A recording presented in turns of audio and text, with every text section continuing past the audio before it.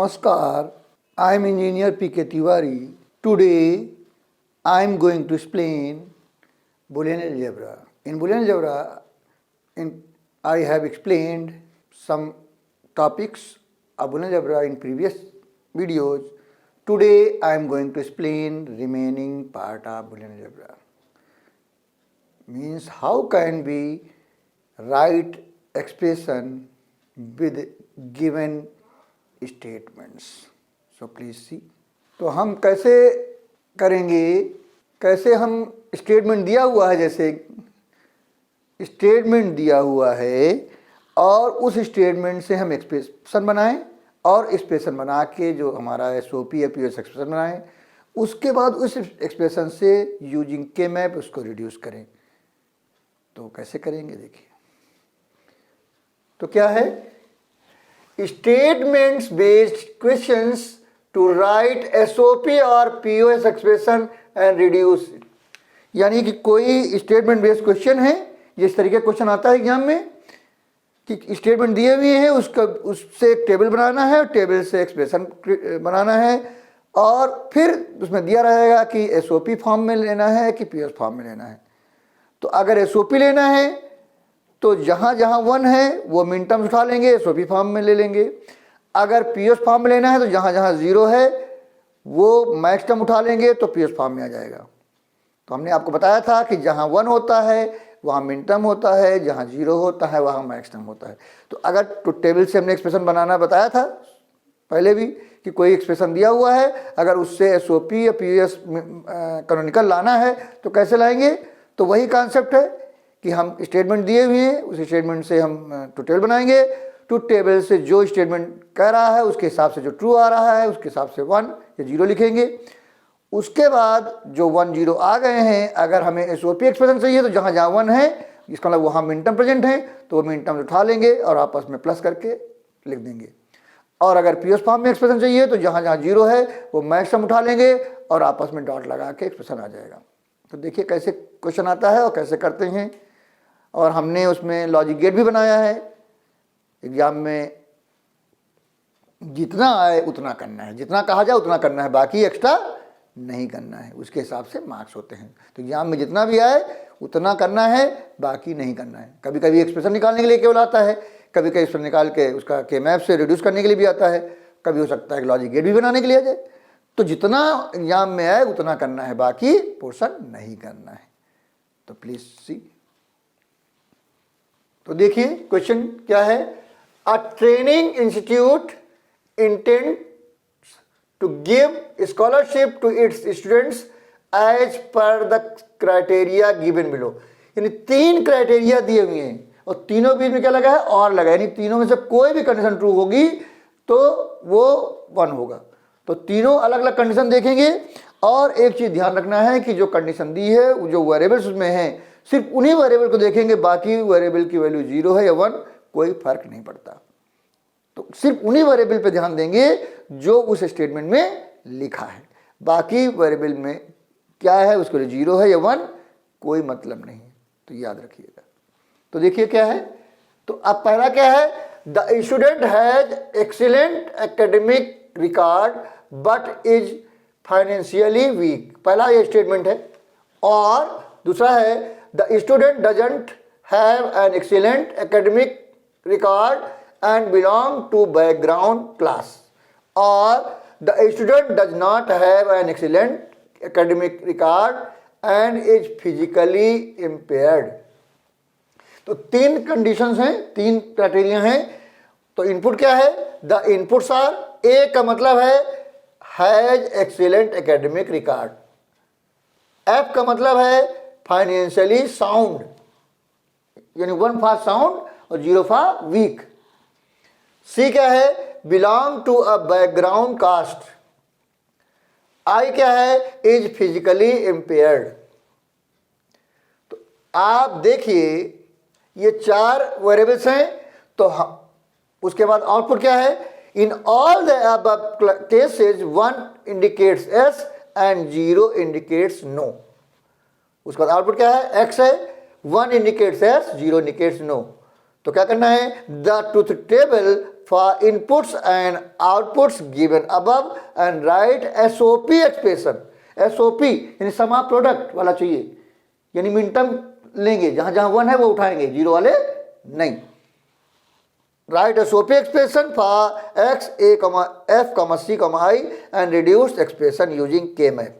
तो पहले truth table बनाएंगे। कितने वेरिएबल हैं हमारे, 4 वेरिएबल हैं ए एफ सी आई। तो ए एफ सी आई से 4 वेरिएबल का ट्रूथ टेबल बनाएंगे। तो ट्रूथ टेबल का फार्मूला बताया था मैंने, number of combination equal to 2 N यहाँ कितने हैं, 4 हैं, 2 मतलब 16 कॉम्बिनेशन बनेंगे और एक आउटपुट का बनेगा। तो हमारे 4 इनपुट का है तो 16 कॉम्बिनेशन बनेंगे। तो 16 का हाफ कितना होता है, 8। तो फर्स्ट वाले कॉलम में 8 0 और 8 1 होगा, सेकेंड में इसका हाफ होगा। तो 4 टाइम 0 4 टाइम 1 4 टाइम 0 4 टाइम 1 होगा। फिर अगले में उसका हाफ होगा, तो 2 time 0 2 time 1 2 time 0 2 time 1 2 time 0 2 time 1 2 time 0 2 time 1। अब 2 का हाफ कितना होता है, 1 होता है, लास्ट वाले में अल्टरनेट में आना चाहिए। तो 0 1 0 1 0 1 0 1 0 1 0 1 0 1 0 1। अब x है, ये आउटपुट है। अब जो कंडीशन दी है उसके हिसाब से उन वेरिएबल्स को केवल देखेंगे, बाकी वेरिएबल की वैल्यू क्या है कोई मतलब नहीं है, याद रखना है। और इस टाइप का क्वेश्चन आएगा जरूर एग्जाम में। आप देखिए पहली कंडीशन दी है, उस पहली कंडीशन को देखते हैं क्या है, the student has excellent academic record. Academic record किसमें है, ए, यानी A1 होना चाहिए, क्योंकि क्या कह रहा है, the student has excellent academic record. तो A1 होना चाहिए, मतलब लास्ट के 8 में हमें चेक करना है। A क्या होना चाहिए, 1। दूसरी बात भी लिखी है साथ में, बट इज फाइनेंशियली वीक। लेकिन फाइनेंशियली क्या होना चाहिए, वीक होना चाहिए। फाइनेंशियली वीक का मतलब क्या है, यहां पर लिखा है F फाइनेंशियली साउंड, यानी F क्या होना, फाइनेंशियली साउंड पे 1 होगा, अगर वीक चाहिए तो क्या होगा, 0 होगा। इसका क्या है, A1 हो और F 0 हो। पहले वाली क्राइटेरिया क्या कह रहा है, the student has excellent academic record but is financially week. तो नहीं, A1 हो और F जो है हमारा वो साउंड के लिए 1 है, लेकिन यहाँ वीक लिखा है यानी 0 होना चाहिए। तो A1 हो और F 0 हो, तो वहां पर क्या होगा, 1 होगा। तो ये 8 1 लास्ट के 8 1 है और F में ये 0 हैं, तो ये वाले क्या हो जाएंगे, 4 1 हो जाएंगे हमारे। ये हमारे क्या हो जाएंगे, ये 4 हमारे क्या हो जाएंगे, ये 4 हमारे 1 हो जाएंगे। ये 4 1 हो गए। उसके बाद दूसरी कंडीशन है, दूसरा क्राइटेरिया है, क्या है, the student does not have an excellent academic record, यानी कि एकेडमिक रिकॉर्ड ना हो। तो चला A 0 होना चाहिए। And belong to background class, और बैकग्राउंड क्लास से बिलोंग करना चाहिए। बैकग्राउंड क्लास किस पे है, C, belong to background class, यानी C 1 होना चाहिए, यानी A 0 हो लेकिन C 1 होना चाहिए। तो ये A 0 फर्स्ट 8 जो है वो 0 है, तो A 0 हो और C 1 होना चाहिए। तो ये 1 है, ये 1 है और C1 ये है, ये दोनों हमारे 1 है उसके हिसाब से। अब तीसरी कंडीशन देखते हैं। तीसरी कंडीशन क्या है हमारी, the student does not have an excellent academic record, यानी A 0 होना चाहिए। और क्या है, the student does not have an excellent record academic record and is physically impaired, और फिजिकली इम्पेयर्ड किस पे है, I, यानी A 0 हो और I 1 हो।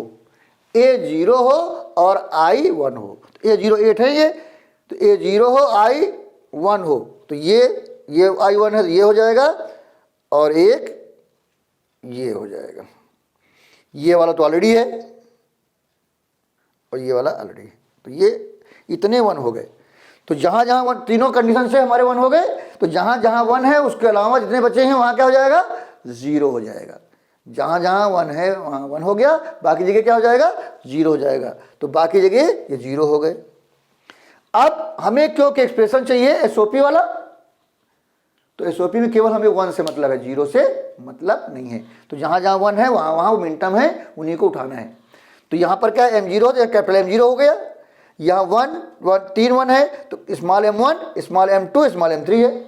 फिर ये 0 है तो कैपिटल M4 हो गया, small m5, small m6, small m7, small m8, small m9, small m10, small m11 और लास्ट के 4 0 हैं तो capital M12, capital M13, capital M14, capital M15 है। तो अगर SOP चाहिए तो 1 वाले मिन टर्म उठाएंगे, अगर PO चाहिए तो 0 वाले मैक्स टर्म उठाएंगे और मिन टर्म प्लस के साथ लिखे जाएंगे और मैक्स टर्म डॉट के साथ लिखे जाते हैं। तो आगे अगला क्वेश्चन जो इसी तरीके वाला है, मैक्स टर्म वाला है। तो ये है, ये हमारे आ गए। तो हमारा एक्सप्रेशन क्या बनेगा? एक्सप्रेशन बना therefore x a, f, c, i equal to sigma, कौन कौन से हैं? 1 2 3, तो लिख दिया 1 2 3। फिर कौन से हैं? 5 6 7 8 9 10 11। तो 5 6 7 8 9 10 11 ये हमारे मिन टर्म आ गए। अब इन मिन टर्म का पूरा एक्सप्रेशन भी लिख दें। ये तो किस फॉर्म में है? ये कार्डिनल फॉर्म है, हम कैनोनिकल में भी लिख दें, क्योंकि एग्जाम में कैनोनिकल भी पूछ सकते हैं या कार्डिनल कह सकते हैं, तो जो कहा जाए वो लिख दीजिए। तो इसका तरीका क्या है? दोनों लिख दीजिए, पहले कार्डिनल लिखिए फिर कैनोनिकल लिख दीजिए, तो जो जरूरत हो ले ले। तो देखिए हमने कार्डिनल के बाद कैनोनिकल बनाया, तो 1 का ये एक्सप्रेशन लिख दिया। आप यहां से देख सकते हैं, इसलिए हमने पहले यहां एक्सप्रेशन लिख लिया है सबके, जितने 1 है उनके एक्सप्रेशन यहां से देख के, जो 0 है कंप्लीमेंट, जो 1 है वो सिंपल वेरिएबल होता है, बताया था मैंने। तो उसके हिसाब से ये एक्सप्रेशन हमने लिख लिया है। जहां 0 है वहां कंप्लीमेंट वेरिएबल, जहां 1 है वहां सिंपल वेरिएबल होता है मिन टर्म के लिए, तो वो हमने लिख लिए। तो वही हमने, ये 1 का है, 1 में लास्ट वाला 1 होता है, ये 2 है, ये 3 है, ये 5 है, ये 6 है, ये 7 है, ये 8 है, ये 9 है, ये 10 है और ये 11 है। ये हमारा एक्सप्रेशन आ गया। अगर हम रिड्यूस भी करना है तो के मैप से रिड्यूस करेंगे। अगर खाली आ जाए केवल एक्सप्रेशन लिखना है, आ जाए केवल एक्सप्रेशन लिखना है तो इतना ही लिख के छोड़ देंगे, आगे का पोर्शन नहीं करेंगे। लेकिन अगर कह रहा है रिड्यूस करना है तो के मैप से रिड्यूस करेंगे, लिखा रहेगा के मैप से रिड्यूस करिए। तो देखिए हमने के मैप 4 वेरिएबल का के मैप बनाया और हमने लिखा, यहाँ हमने बताया था फर्स्ट 2 वेरिएबल इधर, लास्ट 2 वेरिएबल इधर बताया था। अब ये 0 0, फिर 0 1, फिर 1 1, फिर 1 0, इधर भी वही 0 0 0 1 1 1 1 0, इनके हमने वेरिएबल भी लिख लिए साथ साथ, जिससे कि आपको कंफ्यूजन ना हो। 0 0 है तो कंप्लीमेंट और 1 1 है तो सिंपल वेरिएबल होता है। तो यहाँ 0 0 है तो ए कंप्लीमेंट एफ कंप्लीमेंट, 0 1 है तो ए कंप्लीमेंट एफ, दोनों 1 है तो ए एफ, और 1 0 है तो ए एफ कंप्लीमेंट। इधर 0 0 है तो क्या हो जाएगा? सी कंप्लीमेंट आई कंप्लीमेंट, 0 1 है तो सी कंप्लीमेंट आई, और दोनों 1 है तो सी आई, 1 0 है तो सी आई कंप्लीमेंट। अब जो हमारे मिन टर्म दिए हैं वहाँ 1 लिख लेंगे और बाकी जगह क्या लिख लेंगे? बाकी जगह लिख लेंगे 0। तो ये 0 लिख लेंगे, बाकी जगह क्या लिख लेंगे? 0 लिख लेंगे। जहाँ जहाँ 1 है वहाँ, और क्योंकि SOP फॉर्म में चाहिए इसलिए 1 वालों को रिड्यूस करेंगे, 0 वालों को नहीं टच करेंगे। तो अब देखिए, एक तो ये क्वाड बन गया। पहले ऑक्टेट की कोशिश करेंगे। ऑक्टेट अगर 4 हैं, अगर ये भी हो जाता, ये वाला 1 हो जाता, तो हमारा ये 4 ये और ये 4 उठा के, क्योंकि फर्स्ट रो और लास्ट रो आपस में पड़ोसी होती है, तो इससे भी ऑक्टेट बन सकता था। तो यहाँ नहीं है। अगर यहाँ होता तभी बन जाता, लेकिन नहीं है, तो इसमें ऑक्टेट नहीं बन रहा। तो ये एक क्वाड ये बन गया 4 का। अब एक 4 का क्वाड ये बन गया। अब ओवरलैपिंग से ये बन गया। अब इसमें देखिए कोई रिडंडेंट तो नहीं है, देखिए कैसे ये चारों किसी और के साथ नहीं है, तो ये रिडंडेंट नहीं है। अब ये चारों में ये दोनों किसी और के साथ नहीं है, रिडंडेंट नहीं है। इन चारों में ये दोनों किसी और के साथ नहीं है, इसलिए ये भी रिडंडेंट नहीं है, यानी कोई भी ग्रुप रिडंडेंट नहीं है, तीनों ग्रुप सही हैं। तो ये क्या हो गया? ये हमारा Q1 हो गया, ये Q2 हो गया और ये Q3 हो गया। उसके बाद अब जो मिन टर्म है वो लिख लिया। 1 है तो 1 का एक्सप्रेशन लिखना है इसका, तो कैसे लिखेंगे? ए कंप्लीमेंट एफ कंप्लीमेंट इधर है देखिए, और यहाँ क्या है? सी कंप्लीमेंट आई, तो ए कंप्लीमेंट एफ कंप्लीमेंट सी कंप्लीमेंट आई लिख दिया। इसका 3 है, 3 का तो देखिए ए कंप्लीमेंट एफ कंप्लीमेंट, और इसका क्या लिखेंगे? सी आई, तो ए कंप्लीमेंट एफ कंप्लीमेंट सी आई, ये 3 हो गया। अब ये 5 है, 5 का क्या है? ए कंप्लीमेंट एफ, तो ए कंप्लीमेंट एफ हो गया, और इधर देखेंगे तो क्या होगा? सी कंप्लीमेंट आई, तो सी कंप्लीमेंट आई हो गया। उसके बाद ये 7 है, 7 में क्या होगा? ए कंप्लीमेंट एफ और यहाँ CI, तो A कॉम्प्लीमेंट FCI। अब उसके बाद मैंने बताया था कि जो वेरिएबल चेंज नहीं है, सब एक ही जैसा है, वो नीचे लिखा जाएगा। जो चेंज है, किसी में कॉम्प्लीमेंट और सिंपल दोनों है, तो वो रिड्यूस हो जाता है, वेरिएबल वो हट जाता है। और क्वाड में, पेयर में एक वेरिएबल रिड्यूस होता है, क्वाड में 2 वेरिएबल रिड्यूस होते हैं, और ऑक्टेट में 3 वेरिएबल रिड्यूस होते हैं। और अगर सिंगलेट है, किसी के साथ नहीं है, अकेला है, तो कोई भी वेरिएबल रिड्यूस नहीं होता, वो पूरा एक्सप्रेशन लिखा जाता है। तो देखिए पूरा टर्म लिखा जाता है वो। अब तो यहाँ देखिए, यहाँ पर A कॉम्प्लीमेंट पूरा है तो A कॉम्प्लीमेंट लिखा जाएगा, F 2 बार कॉम्प्लीमेंट 2 सिंपल हट जाएगा, C में यही है 2 बार कॉम्प्लीमेंट 2 सिंपल हट जाएगा, और I में पूरा है तो क्या हो जाएगा, A कॉम्प्लीमेंट I, ये आया आपका। दूसरा है Q2 में ये 3 है, 3 में क्या होगा, A कॉम्प्लीमेंट F कॉम्प्लीमेंट और CI, A complement F complement CI। फिर क्या है 2, तो A complement F complement CI complement, A complement F complement CI complement. फिर ये है हमारा क्या है 7 है, 7 क्या है, A कॉम्प्लीमेंट F और CI, तो A कॉम्प्लीमेंट F CI। फिर 6 है तो A complement F CI complement, तो A complement F CI complement. अब देखेंगे A कॉम्प्लीमेंट पूरा है तो A कॉम्प्लीमेंट रहेगा, F में 2 बार कॉम्प्लीमेंट 2 बार सिंपल है, हट गया। C बिल्कुल सिंपल है, कोई नहीं एक जैसा है तो C लिख दिया, I में 2 बार कॉम्प्लीमेंट 2 बार ये हट जाएगा, तो A कॉम्प्लीमेंट C आया। अब चौथा क्वाड क्या है, ये है, तो 8 है, 8 में क्या है, A F complement C complement I complement, तो क्या है A F complement C complement I complement. इधर से पहले देखेंगे फिर इधर देखेंगे, जो वेरिएबल है वो लिख देंगे जिसकी सीध में है, ठीक है। फिर हमारा क्या 9 है, 9 में देखेंगे A F कॉम्प्लीमेंट और यहाँ क्या C कॉम्प्लीमेंट I, तो लिख देंगे A F complement C complement I। फिर क्या है 11 में क्या है A F कॉम्प्लीमेंट और CI, तो A F कॉम्प्लीमेंट CI। फिर क्या है 10 है तो A F complement CI complement, A F complement CI complement.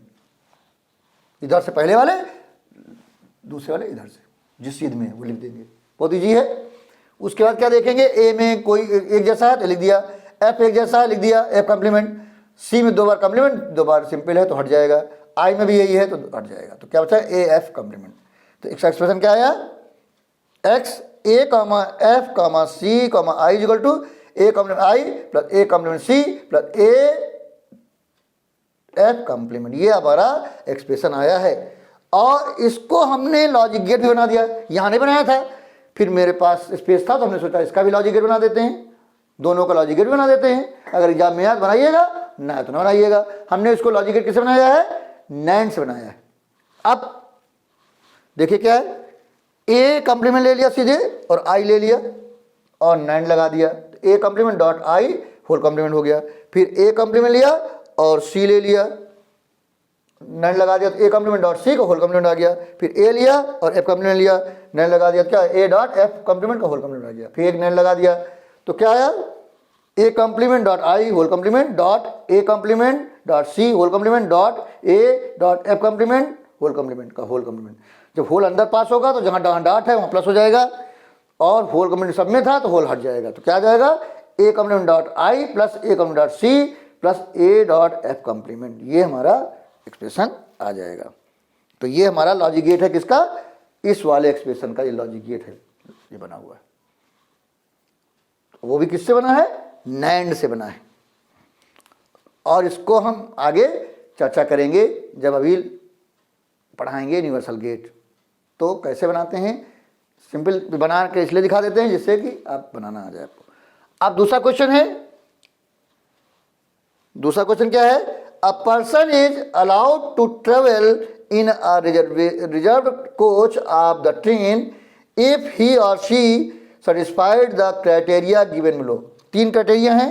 पहला क्राइटेरिया क्या है, the person has a valid reservation ticket and a valid ID proof, valid ticket हो और ID प्रूफ हो। और दूसरा क्राइटेरिया क्या है, the person does not have a valid reservation ticket but holds a valid pass issued by the railway department with a valid ID proof. 3 variable यहाँ देखे जाएंगे।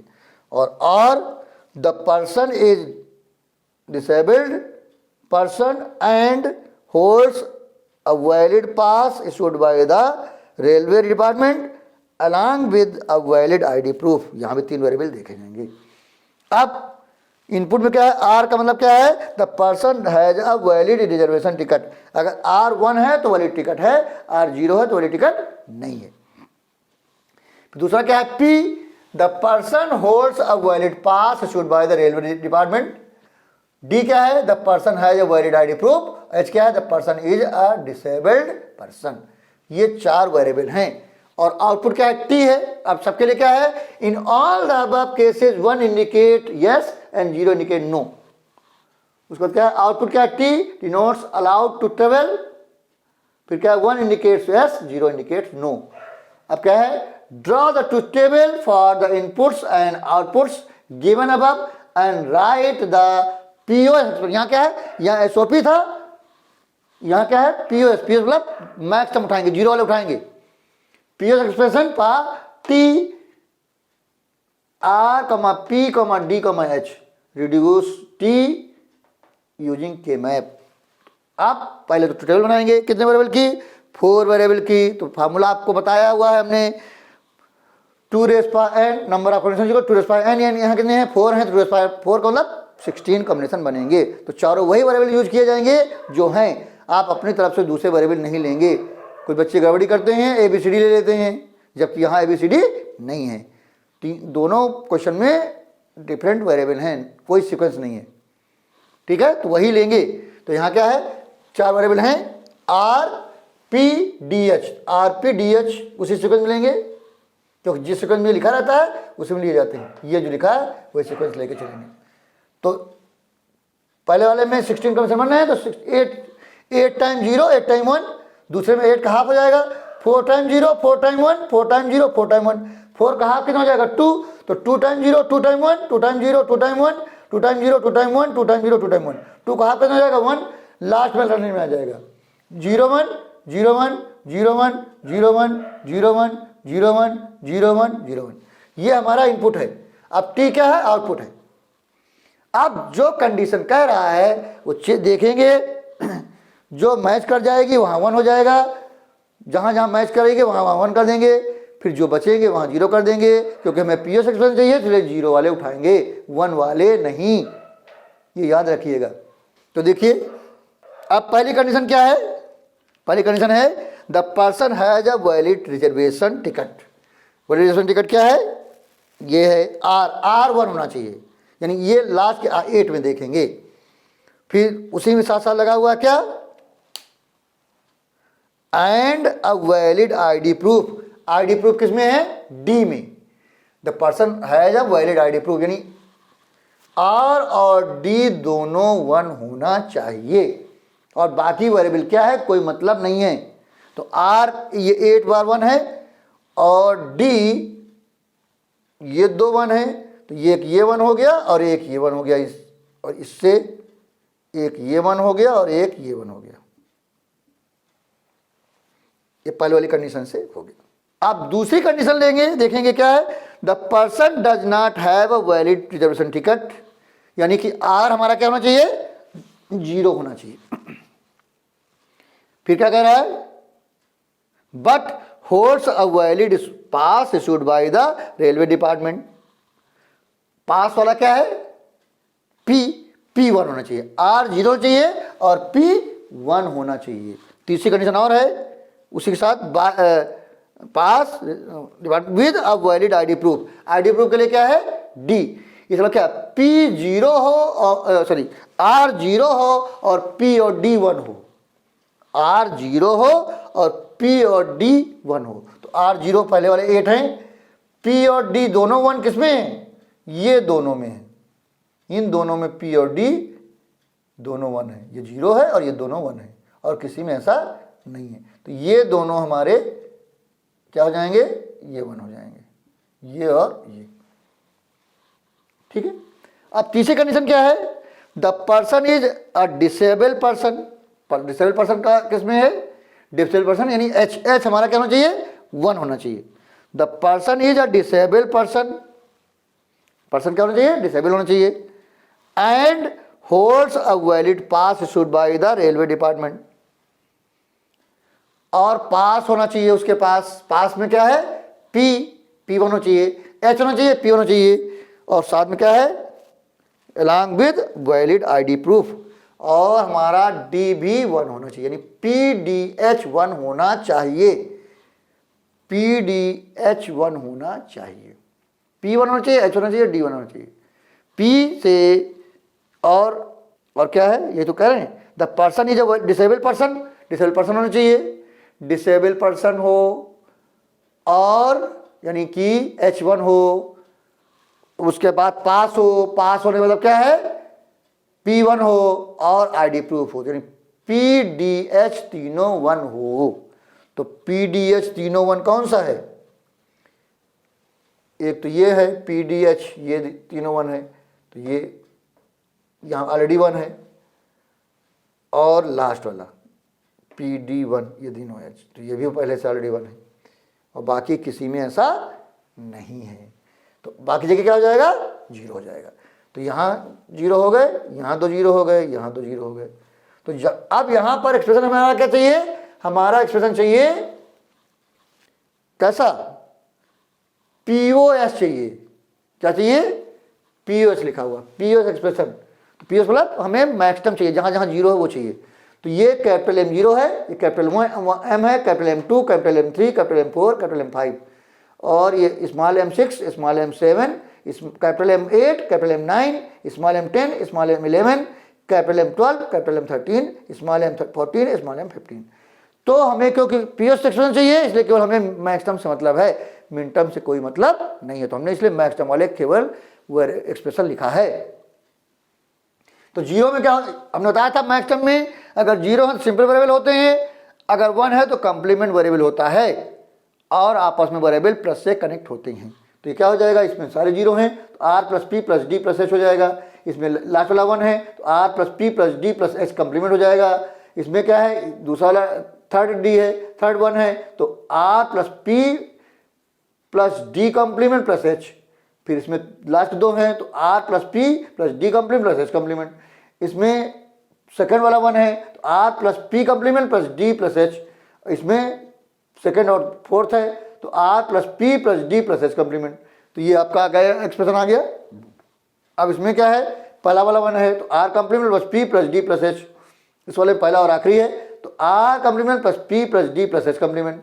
अब इसमें क्या है, इसमें पहले 2 वाले 1 है तो R complement P complement plus D plus H, इस वाले में पहले 2 लास्ट वाला तो R complement P complement plus D plus H complement. ये हमने एक्सप्रेशन यहाँ देख के लिख लिया, क्योंकि अभी हमें रिड्यूस करने में जरूरत पड़ेगी। अब क्या किया, अब यहाँ पर POS एक्सप्रेशन चाहिए था, इसलिए क्या हुआ, T R P D H equal pi, pi में POS होता है, जो 0 वाले हैं उठा लिया, तो 0 1 2 3 4 5, फिर 8 9, फिर 12 13, ये हमारा आपका आया एक्सप्रेशन। ये कौन सा आया, कार्डिनल फॉर्म है, ये हमारा क्या है, कार्डिनल। अब इसका हम लिखेंगे कैनोनिकल फॉर्म, तो पूरा एक्सप्रेशन लिख देंगे, 0 का एक्सप्रेशन लिख दिया, ये 1 का लिख दिया, ये 2 का लिख दिया, ये 3 का लिख दिया, ये 4 का लिख दिया, ये 5 का लिख दिया, ये 5 के बाद ये 8 का लिख दिया, ये 9 का लिख दिया, फिर 9 के बाद क्या है, ये 12 का लिख दिया, और ये 13 का लिख दिया एक्सप्रेशन। तो हमारा ये कैनोनिकल फॉर्म आ गया। अगर खाली एक्सप्रेशन कहा जाए तो यहाँ तक लिख के छोड़ देंगे, क्वेश्चन खत्म हो गया। लेकिन अगर रिड्यूस करने के लिए कहा जाए तो फिर के मैप बना के रिड्यूस करेंगे। तो देखिए हमने 4 वेरिएबल का के मैप है तो वही वेरिएबल यूज किया, 4 वेरिएबल के मैप बनाया, तो R P D H है तो 2 वेरिएबल R P इधर लिया, D H उधर लिया, तो पहला 0 0 0 1 1 1 1 0, फिर 0 0 0 1 1 1 1 0 मैंने बताया था।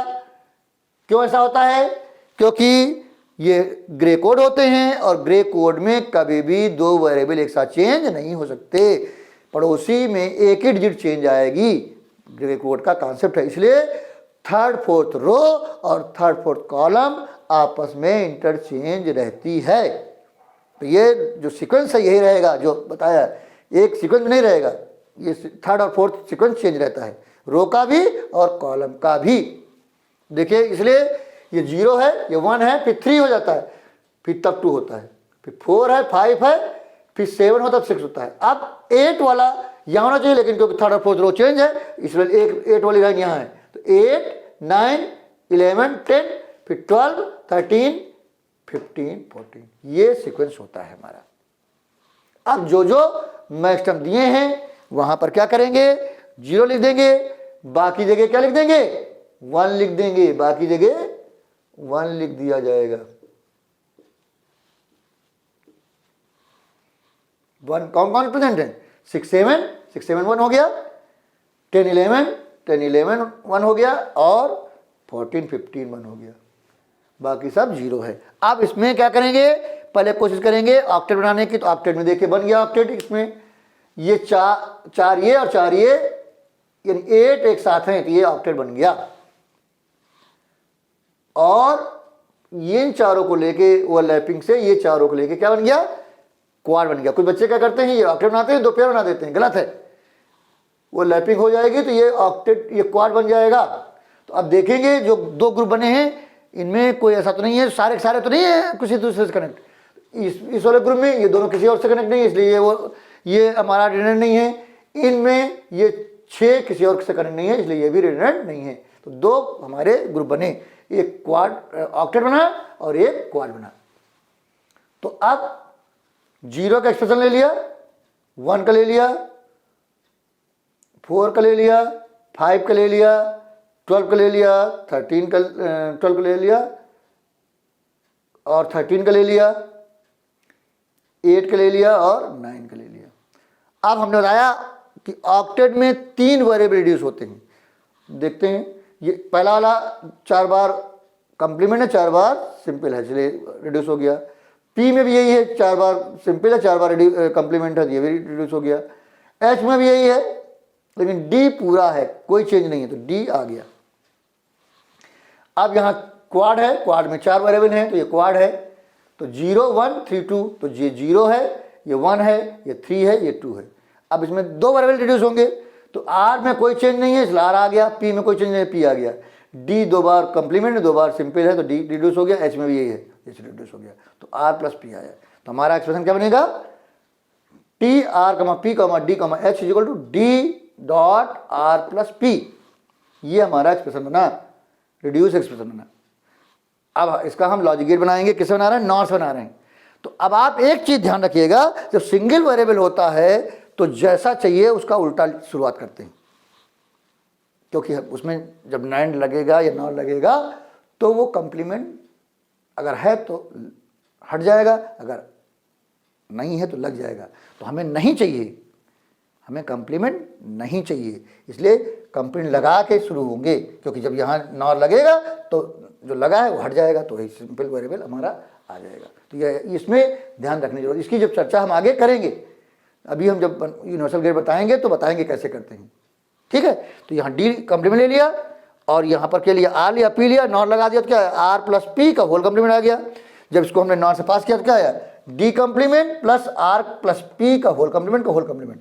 जब ये कंप्लीमेंट होल आया तो जहाँ डॉट है वहाँ प्लस हो जाएगा, प्लस वाला तो क्या हो जाएगा, ये प्लस है इसलिए डॉट हो जाएगा।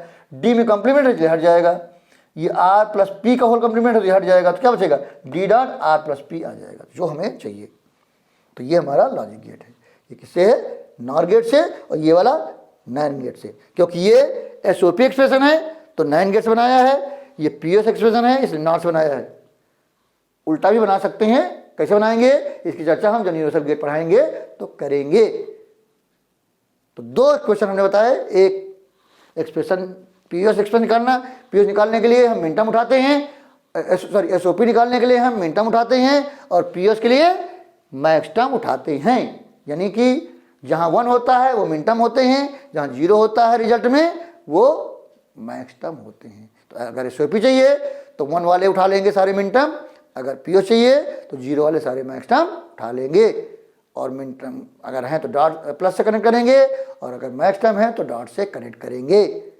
फिर अगर रिड्यूस करना है तो क्या में बनाएंगे, तो हमने बनाया है। तो प्लीज टेक स्क्रीनशॉट।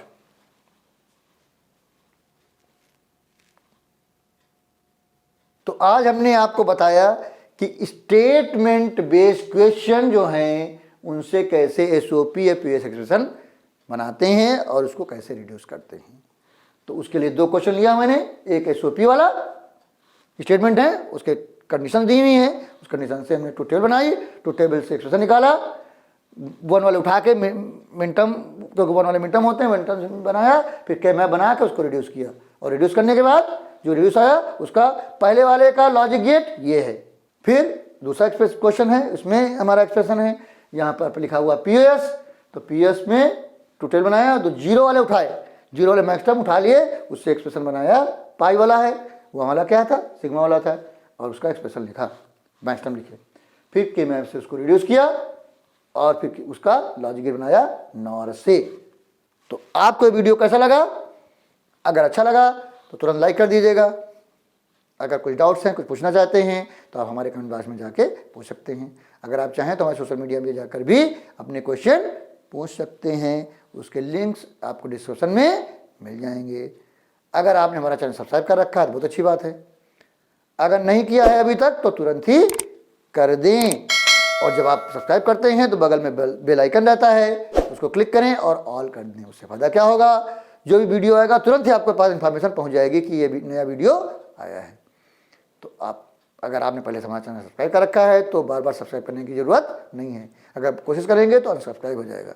तो सिर्फ क्या करना है, वीडियो देखना है, नॉलेज गेन करनी है, और तुरंत ही अपने नियर डियर दोस्त फ्रेंड जितने भी जाने वाले हैं, जिनका आप भला चाहते हैं, तुरंत ही शेयर करना है, जिससे उनको भी नॉलेज मिल सके। और आप लोगों से एक रिक्वेस्ट है कि जब भी वीडियो देखें, पूरा का पूरा वीडियो देखें फ्रॉम बिगिनिंग टू एंड, और अगर कोई चैप्टर पार्ट्स में है तो पार्ट 1, पार्ट 2, पार्ट 3 करके देखें, जिससे कंफ्यूजन ना हो। अधूरी चीज़ देखना कंफ्यूजन क्रिएट करना है। तो आपसे रिक्वेस्ट है कि अधूरा ना देखें, हमेशा पूरा वीडियो देखें, और अगर कोई चैप्टर पार्ट्स में है तो पार्ट 1, पार्ट 2, पार्ट 3 करके देखें। तो अगले वीडियो में हम इसके आगे की चर्चा करेंगे। Thank you very much.